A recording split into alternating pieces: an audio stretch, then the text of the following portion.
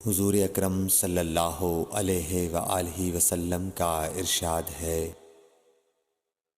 تمام اعمال کا دار و مدار نیت پر ہے، اور ہر عمل کا نتیجہ ہر انسان کو اس کی نیت کے مطابق ہی ملے گا۔ پس جس کی ہجرت دولت دنیا حاصل کرنے کے لیے ہو یا کسی عورت سے شادی کی غرض سے ہو، پس اس کی ہجرت انہی چیزوں کے لیے ہوگی جن کے حاصل کرنے کی نیت سے اس نے ہجرت کی۔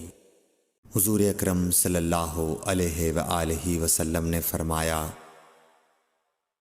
کہ وحی نازل ہوتے وقت کبھی مجھ کو گھنٹی کی سی آواز محسوس ہوتی ہے، اور وحی کی یہ کیفیت مجھ پر بہت شاق گزرتی ہے۔ جب یہ کیفیت ختم ہوتی ہے تو میرے دل و دماغ پر اس فرشتے کے ذریعے نازل شدہ وحی محفوظ ہو جاتی ہے، اور کسی وقت ایسا ہوتا ہے کہ فرشتہ بشکل انسان میرے پاس آتا ہے اور مجھ سے کلام کرتا ہے، پس میں اس کا کہا ہوا یاد رکھ لیتا ہوں۔ رسول اللہ صلی اللہ علیہ وآلہ وسلم